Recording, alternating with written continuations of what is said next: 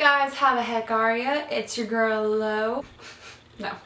Hey guys, it's me Lauren, but my friends call me Lo. Today I just wanted to stop by and do a quick Bachelor update, recap, kind of how my feelings have changed since me and Aaron did our first predictions video. If you haven't seen that, it's still pretty comical because if you watch the show, it's really funny to see how we kind of predicted it and kind of how some of them are true and some of them are like so off. So I'm going to link that down below. If you have not seen that, it's really funny. Go watch that first and then come back here to see my...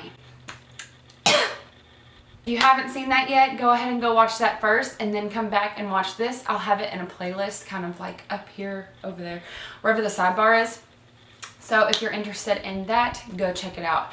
I just wanted to come by and kind of, like I said, update my opinions, give you kind of like what's going on right now and where I think things are going to go next. So we're just going to jump right in to the video. Alright, we're going to do this hopefully pretty quick because if you follow me on Instagram, you probably saw that I was going to do a closet declutter video, but my camera is like this close to dying, so I'm going to go ahead and try to fit this in before my camera dies, so fingers crossed that we get through this and that you're watching this video right now and everything turned out okay. I made a couple notes on this past episode and I just kind of want to run through them. First of all, I'm still not over the fact that Grocery Store Joe went home the first night. Like, can we all just take a moment of silence? Okay. Other than that, I feel like low-key things have kind of been going how I thought they were going to, but there are a few surprises that I want to kind of point out. First, let's address Colton. This episode, he told Becca that he dated Tia right before he came on the show. Now, I understand that they talked it out, everything was going all right. That's awesome. To me, I still find it a little bit fishy. I still think it's a little bit weird that he was dating Tia thinking that she was going to be the Bachelorette more than likely, and then she wasn't, and now he's dating Becca. To each their own. Personally, I don't think I would be into it just because I feel like his intentions might have been a little bit odd, a little bit different. And I just think that if a guy dated my best friend thinking she was gonna be on the show, I just don't think I'd be into it. So as big of a fan I was of Colton, and I do think he's very sweet and very cute, I no longer really want him to win. Sort of like with Ari, like she was engaged to this guy, he loved somebody else, had intentions for somebody else, and look what happened. So like I'm just not really into the whole like second best, second choice kind of vibe that's going on. Not into it. Also want to address Blake. Blake? What? I knew he was gonna kind of do well. I had a prediction that he was gonna do really well, but I like him a lot more than I thought I was going to. I loved that first date. It looked so fun. Turn down for what? Yes! Not only did I like the date, like I want to go on that date. Me and my boyfriend were sitting around like, I wish I could do that. So definitely think Blake is a front runner. He's out of the drama. He's super cute. I feel like you can like totally see and feel his and Becca's like chemistry. I just think it's gonna be good to watch them two, and I'm a big fan. A couple people that have surprised me so far. I don't think Leo is getting enough FaceTime. Like everything he says is so funny. Like he's always just being like goofy, and like whenever it cuts to him in his interview, like he always has something like sarcastic or funny to say, which I love. I don't think he's gonna go far, but personally I would want to hang out with him. He seems really funny. Sorry that my necklace was annoying the whole first half of that video. We're just gonna move on. Moving right along, let's address the elephant in the room. Jordy, face model, self-lover, all of that good stuff. He is so extra, but he is damn good TV. Like, if you can't admit that, then you're not a true fan of the show. If you're surprised he's still on there, you're not a fan of the show. Like, of course, he's gonna be on there until they have a 2-on-1 with David. It's gonna be him and David, and Jordan's gonna go home, and then David's probably gonna go home like the week after that. That's just what's gonna happen. It's like a Bachelor staple. So anyone who's surprised, come on now, like, come on.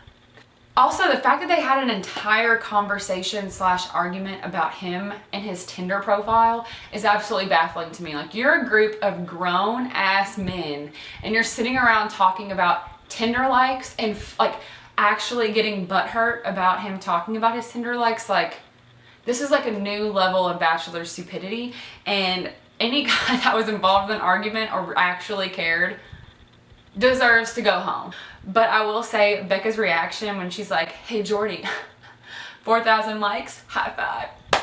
That was funny. I loved that. I also want to address, I want to eat my own words because I gave Chris a pretty hard time in my predictions, talking about how he looked like Ben Stiller and how he looked like he was off Zoolander.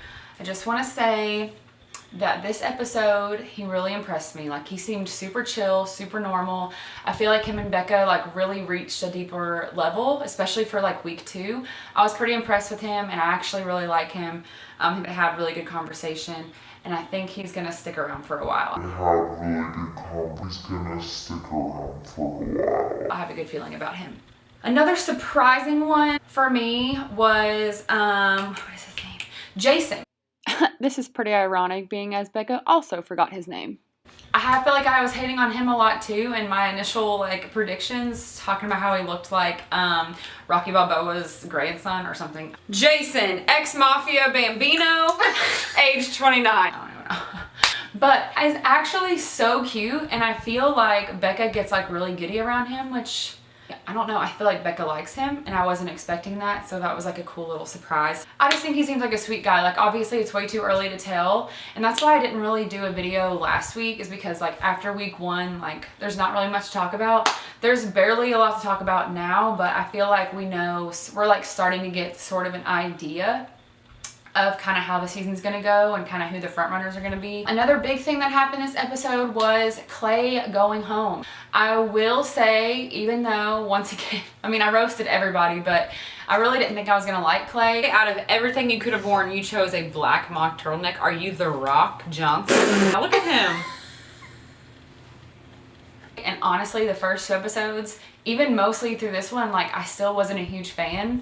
But after like the whole football game and him having to go home, I feel like he handled that like so well.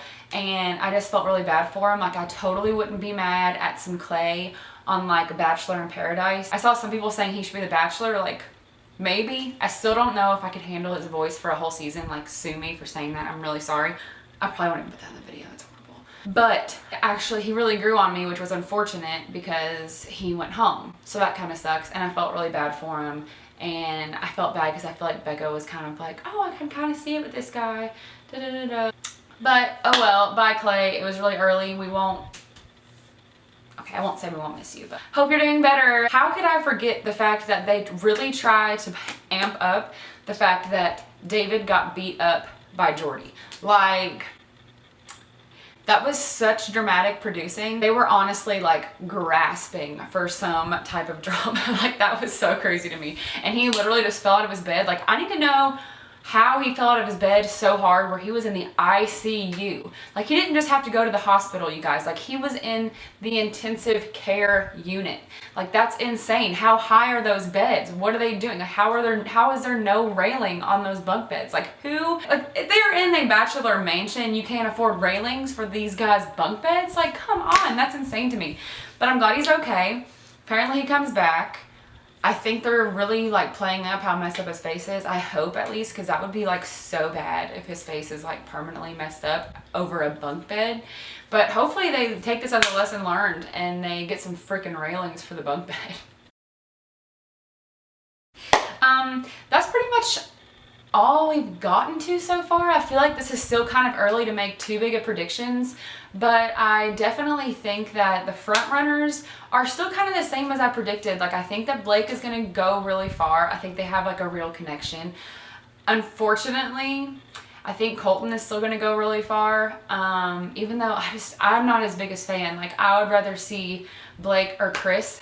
I'm surprised I'm saying that about Chris, but I really think I like Blake and Chris more than I like Colton for her. I just don't really foresee it being like the real deal. Not yet, at least. It's only week 2, so I might change my mind. But right now, with the whole Tia situation, like, I'm really just not feeling it, I don't think. So yeah, I think the top 3 as of right now, week 2, I think is Chris, Blake, and Colton.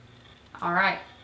Well, guys, I know this was short, quick, to the point. There was no alcohol this time. I'm so sad.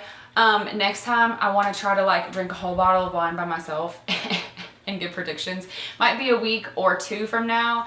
Kind of want to see what happens. If anything crazy happens, anything unpredictable happens, I'll definitely come weigh in. But yeah, first 2 weeks, still trying to get to know the guys, still like kind of unsure about what's going to happen, trying to pay attention to the music and how they're kind of putting the stories together. I'm excited to see what happens. I actually am very pleased with this group of guys. The last couple seasons have been kind of like boring.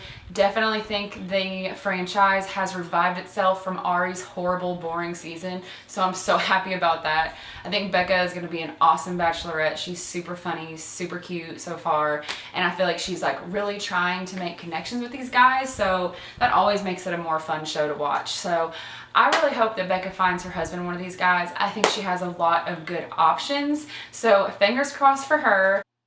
And my camera died, just like the big dodo I look like in this photo. So instead, enjoy this outro. Oh, after you subscribe, follow my Instagram, which is low_827, my Twitter, which is low_827, and my Snapchat, which is lulu827.